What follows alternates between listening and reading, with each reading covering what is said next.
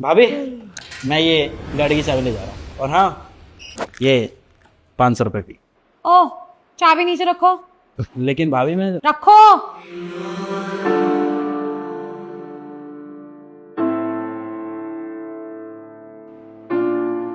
और पैसे भी रखो।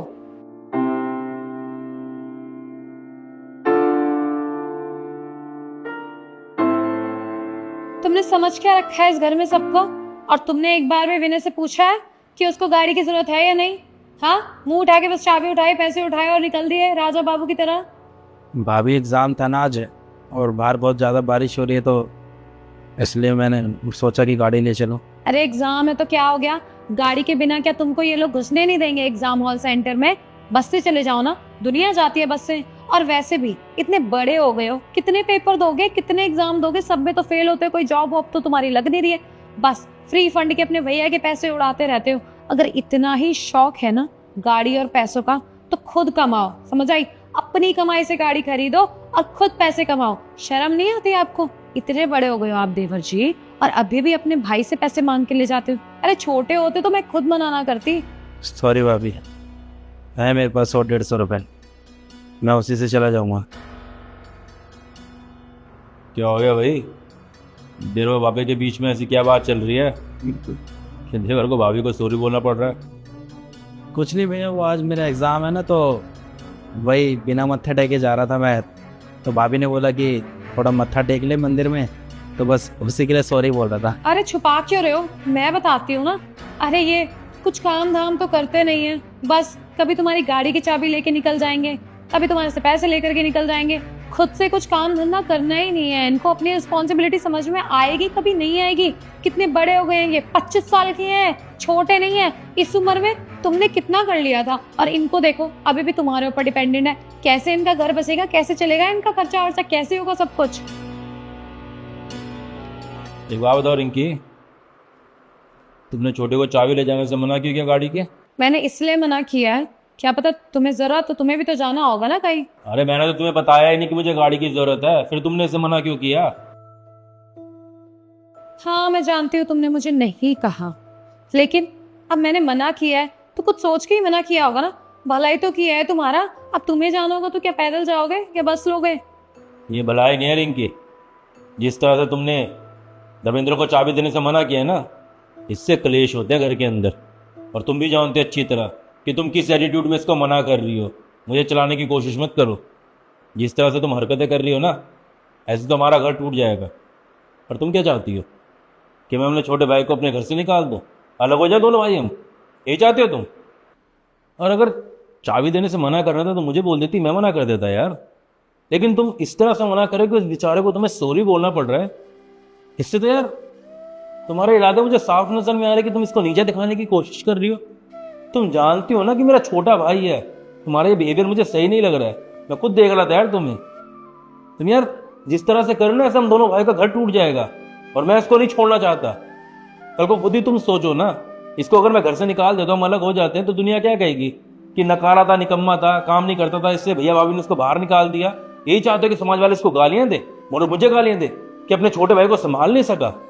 यार तुमको शादी से पहले मैंने चीज कंफर्म कर दी थी कि मेरे लिए मेरा छोटा भाई सब कुछ है।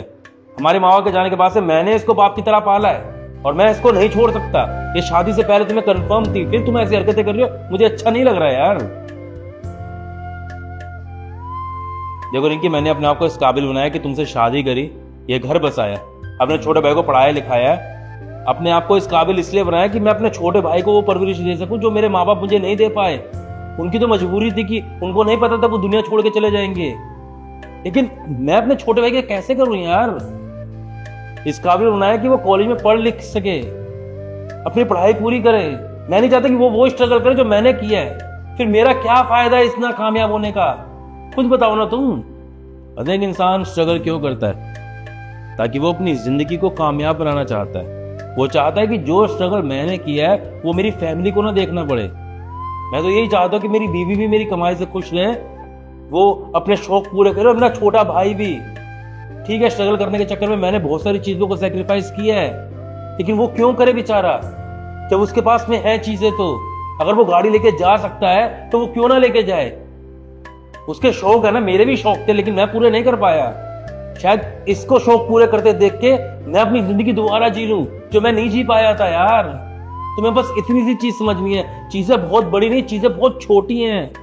हम छोटी छोटी चीजों को ईगो पे लेके आ जाती हैं। गलती ये हो रही है हमसे, समझने की कोशिश करो। देखो रिंकी, अगर इसकी शादी हो गई होती, इसकी बीवी होती, तो क्या तुम जिस तरह से इससे बात कर रही थी वो एक्सेप्ट करती? ये बेचारा तो तुम्हें सॉरी बोल के जा रहा है, लेकिन वो हमसे लड़ाई झगड़ा करती और हिस्से बांट करने की बात करती, अलग करने की बात करती, जायदाद की बात करती।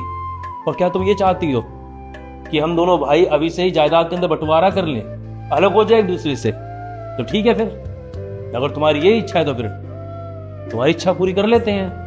लेकिन हकीकत चीज यही है कि जब परिवार जुड़ के रहता है ना तो मुट्ठी बन के रहता है, और जब बिखरता है ना तो सिर्फ अकेली उंगली रह जाती है, और अकेली उंगली को कोई भी तोड़ सकता है, मुट्ठी को तोड़ना बहुत मुश्किल है।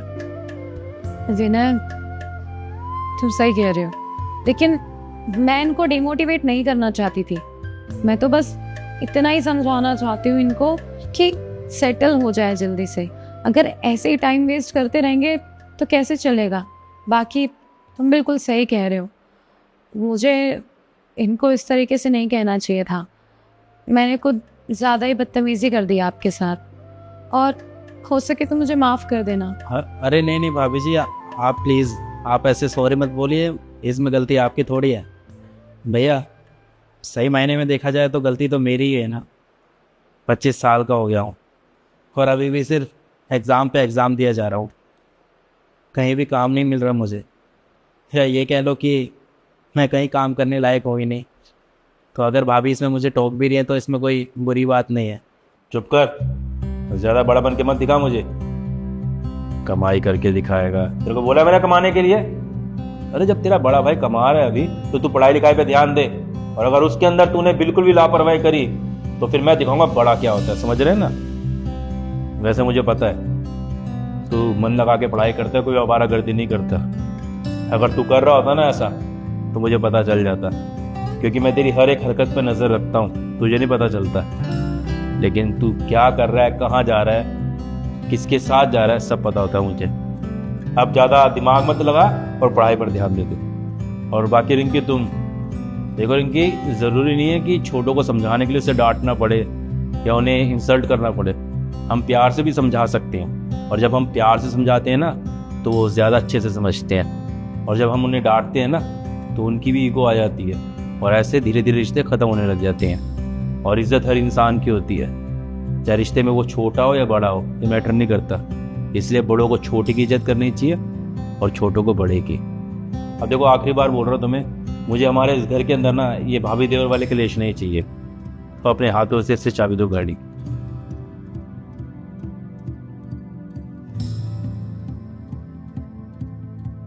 रखो,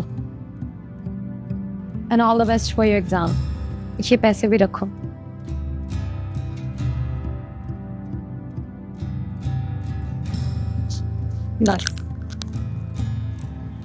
बस बस अच्छे से पढ़ाई करनी, ठीक है ना? सही जा, एग्जाम तेरा बहुत अच्छा होने वाला है।